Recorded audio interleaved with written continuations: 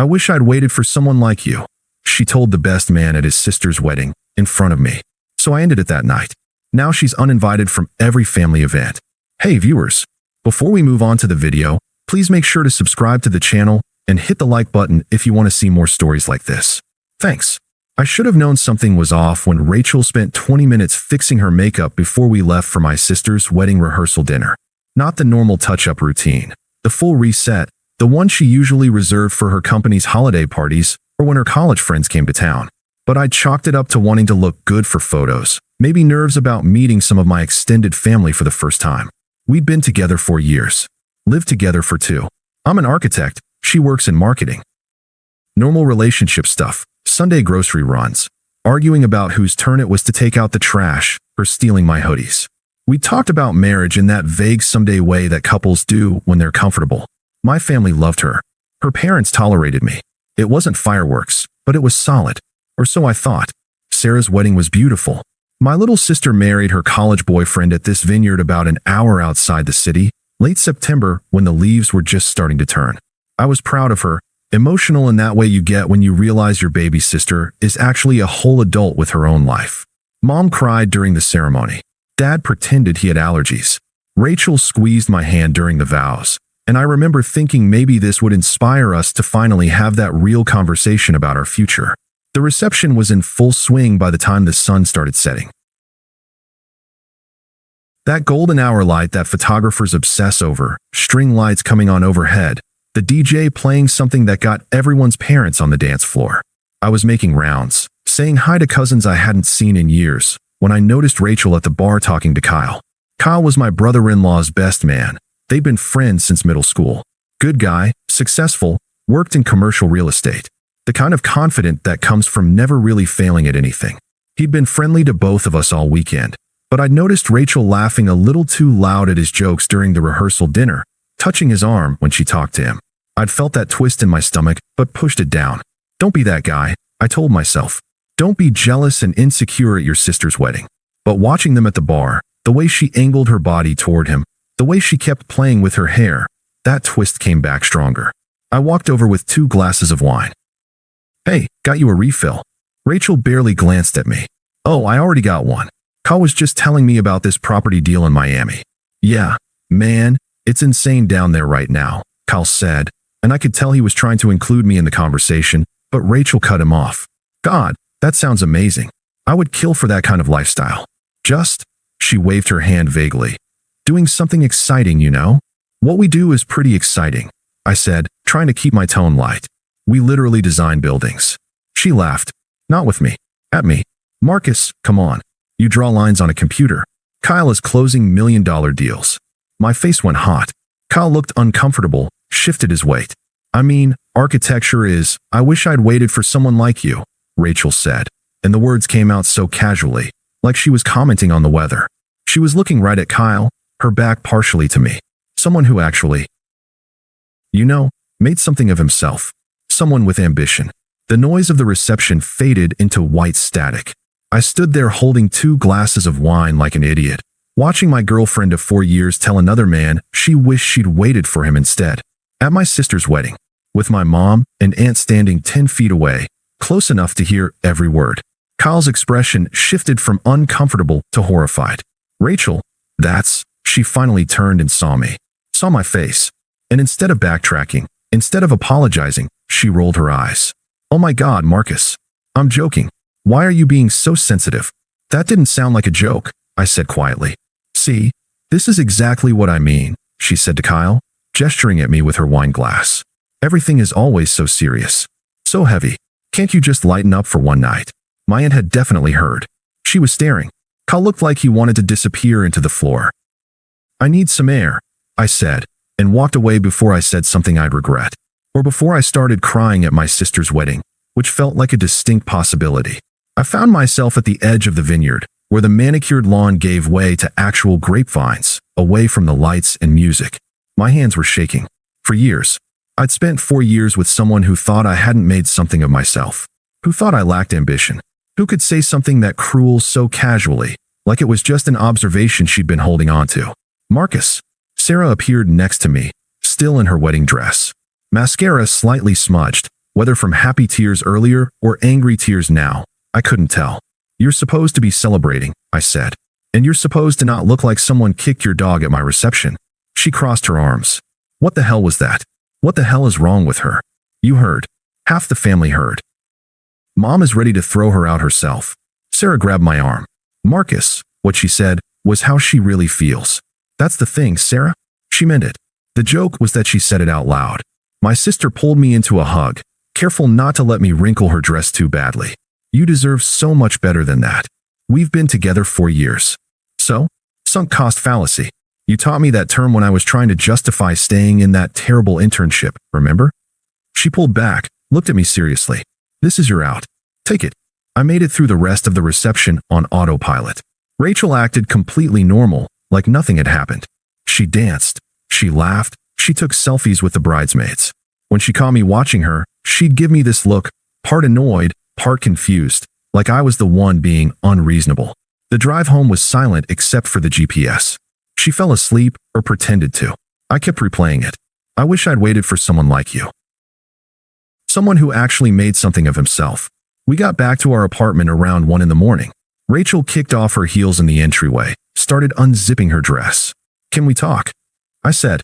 I'm exhausted, Marcus. Can it wait? No. She sighed. That put upon sound she made when I asked her to do her own laundry. Fine. What? What you said to Kyle tonight? Oh my God. She actually laughed. You're really going to ruin Sarah's wedding weekend over a joke. It wasn't a joke. And you know it. Everyone was drinking. You're being dramatic. She walked toward the bedroom. I followed. Rachel, you told another man you wished you'd waited for him. In front of me. In front of my family. She spun around.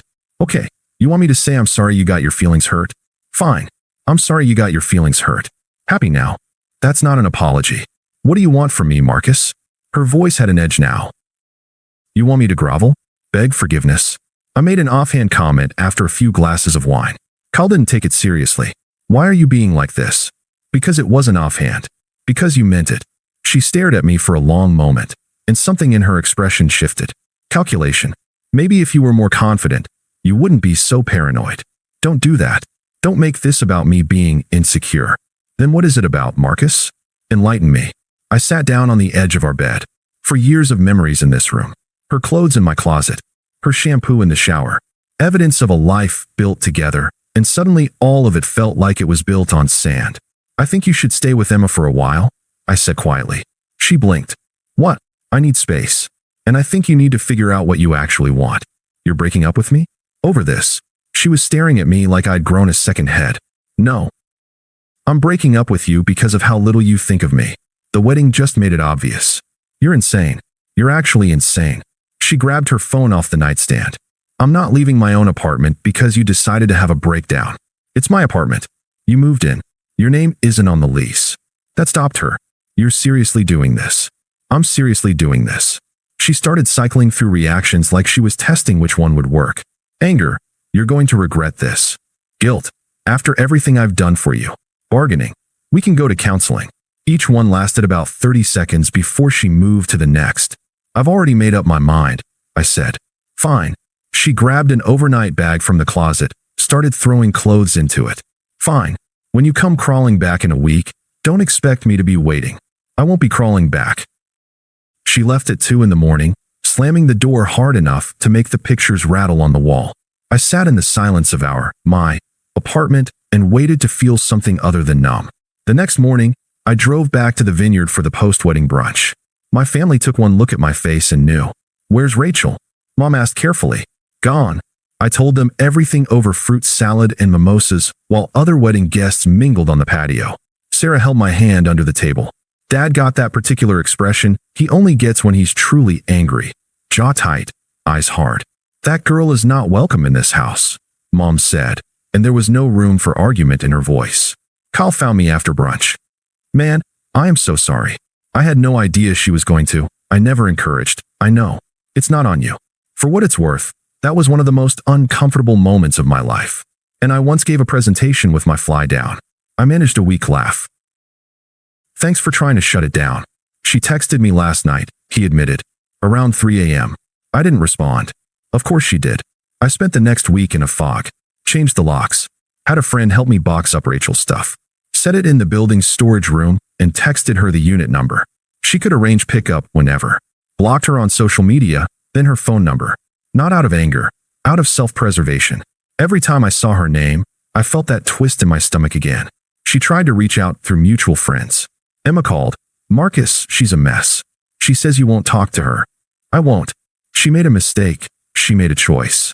At my sister's wedding, in front of my family, Emma went quiet. Yeah, that was bad. I'm not interested in relitigating this, Emma. I'm sorry you're caught in the middle. Rachel's version of events spread through our friend group. I'd overreacted, been jealous, couldn't handle her talking to other men. But the people who'd been at the wedding knew better. The story from my family's side was different, and it had the benefit of being true.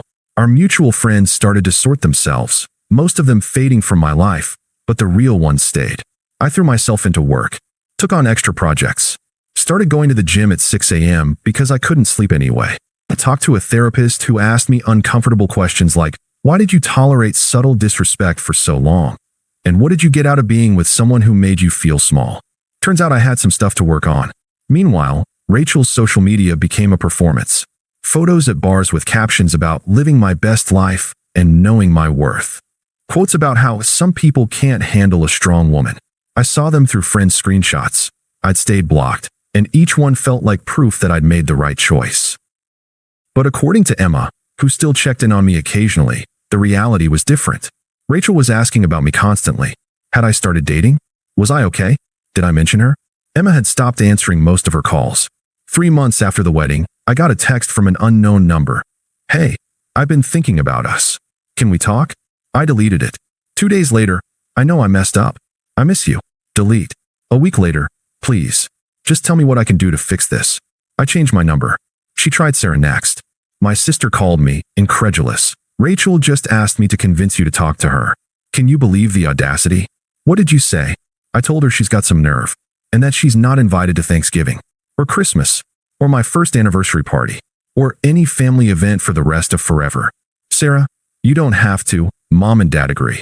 We discussed it. What she did was unforgivable, and we're not pretending otherwise to be polite. That's when it hit me how completely I'd been supported.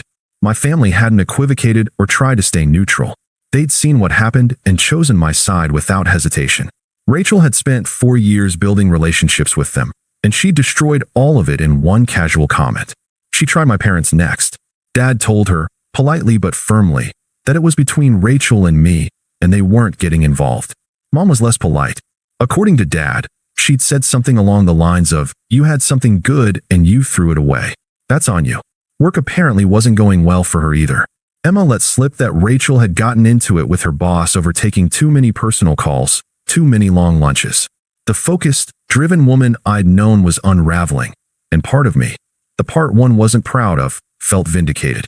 I started dating again around month 5. Nothing serious, just coffee dates and walks in the park. Remembering what it felt like to talk to someone who seemed genuinely interested in what I had to say, who didn't treat my job like a consolation prize, who laughed with me instead of at me. That's how I met Lisa.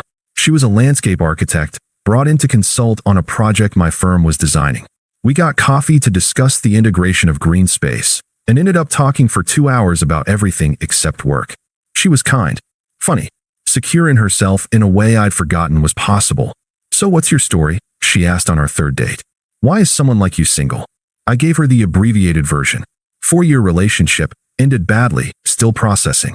Her loss, Lisa said simply, and something about the way she said it, matter of fact, not performative, made me believe she meant it. We took it slow. I was honest about not wanting to rush into anything serious. She appreciated that. We went to museums, cooked dinner at each other's apartments, had actual conversations about our days that didn't feel like competitions. She asked about my projects with genuine curiosity, told me about her dreams of starting her own firm someday. It was easy in a way I'd forgotten relationships could be. I didn't post about her on social media, kept it private. Some things were too good to turn into performance.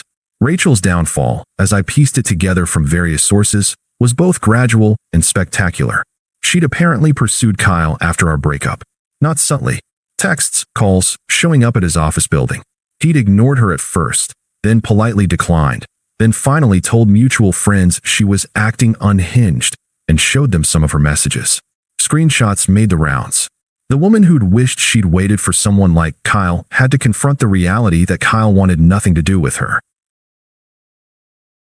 Her friendship with Emma disintegrated after Emma got tired of every conversation being about me or Kyle or Rachel's spiral. Other friends followed. The social circle she'd curated so carefully collapsed. She bounced between short relationships, each one briefer than the last. I heard through the grapevine that she'd been telling people she was dating around, figuring out what she wanted. But the subtext was clearer. No one was sticking.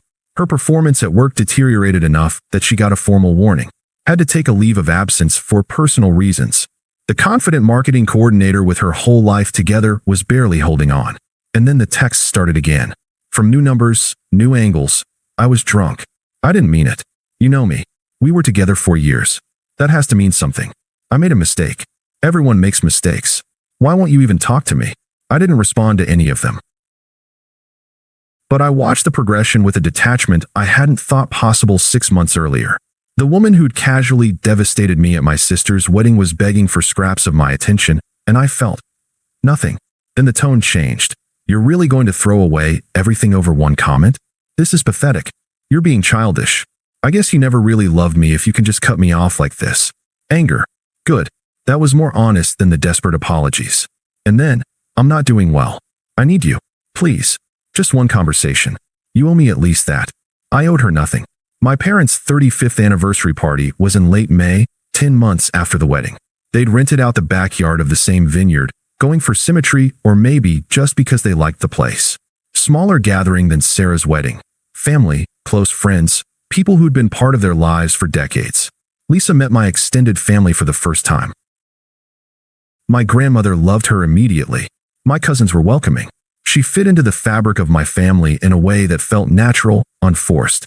We weren't engaged or anything close to it, but standing there with her hand in mine, watching my parents dance to the same song they danced to at their wedding, I could see a future. An actual future, not the vague someday Rachel and I had always talked about. I was talking to Kyle. We'd become actual friends over the past months, when I saw Sarah's expression change. She was looking toward the entrance, her face shifting from confusion to anger. I turned. Rachel was walking across the lawn in a sundress I recognized. Her hair done in that way that took an hour, but was supposed to look effortless. She looked thinner, tired under the makeup. Her eyes scanned the crowd until they landed on me. You've got to be kidding me, Kyle muttered. Lisa touched my arm. Who's that? Rachel. My ex. The wedding one. Yeah. Sarah was already moving to intercept, but I put my hand up. I've got this. I met Rachel near the entrance, away from the main party. Far enough that we wouldn't make a scene. Close enough that my family could see I had it under control. Marcus, she said, and her voice cracked on my name. Please, I just need 5 minutes. You need to leave. You weren't invited. I know, but you won't answer my calls, and I need you to understand. She stepped closer. I stepped back. That night at the wedding, I was drunk and stupid, and Rachel, I don't want to do this. We were together 4 years. Her voice rose. Doesn't that matter? Don't I get a chance to explain? You explained everything that night. You told Kyle exactly how you felt. I was drunk. People say stupid things when they drink. You've never said something you regret. Not to someone I love. Not in front of their family. Not something I actually meant. She was crying now, mascara starting to run. So what? You're just perfect now. With your perfect little girlfriend? She gestured back toward the party, toward Lisa.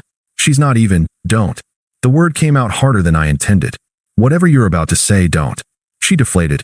I'm sorry, okay? I've been a mess without you. I lost Emma. I almost lost my job. Her voice broke. I made a mistake, and I've paid for it. Haven't I paid enough? I looked at her, really looked at her, and tried to find the person I'd spent 4 years with. The person I'd imagined a future with. But all I could see was someone who'd made me feel small for being exactly who I was. Someone who'd only realized my value after she couldn't find something better. Rachel, I said quietly, I hope you get your life together. I really do. But it's not going to be with me. Why not? We were happy. We were good together. Were we? Because looking back, I'm not sure you ever really saw me. You saw someone safe. Someone who would always be there while you looked for something better. That's not. You found what you thought was better, And you couldn't even wait until we got home to make me feel small about it. That's who you are. Maybe not all the time, but when it mattered. People change. I've changed. Maybe. But I've changed too. And the person I am now knows what he deserves. I paused. And it's not someone who wishes she'd waited for someone else. She was openly crying now. So that's it. For years means nothing. It means I know what I don't want. And I finally know what I do. I glanced back toward the party, toward Lisa, who was talking to my mom and laughing at something. I'm not angry anymore, Rachel. I'm just done. You're really not going to give me another chance. No, I'm not. You need to go. She looked at me for a long moment, and I watched something shift in her expression. The desperate sadness hardened into bitterness. You'll regret this. When things don't work out with her, then I'll deal with it. I interrupted. But it won't change anything about us. There is no us. There hasn't been since you told someone else you wished you'd waited for him. Marcus. Sarah appeared at my elbow, protective and ready for battle. Everything okay? Yeah. Rachel was just leaving. Rachel looked at Sarah, seemed to recognize that there was no ally there. No crack in the foundation. She'd burned that bridge thoroughly. Goodbye, Marcus, she said, and it sounded like she wanted it to be profound, but it just sounded sad. I didn't watch her leave. I turned back toward the party, toward my family, toward Lisa. Sarah linked her arm through mine. You good? She asked. Yeah, I said and meant it. I'm good. Thanks for watching. Make sure to subscribe to the channel and hit the like button. What do you think about this story? Share it in the comments.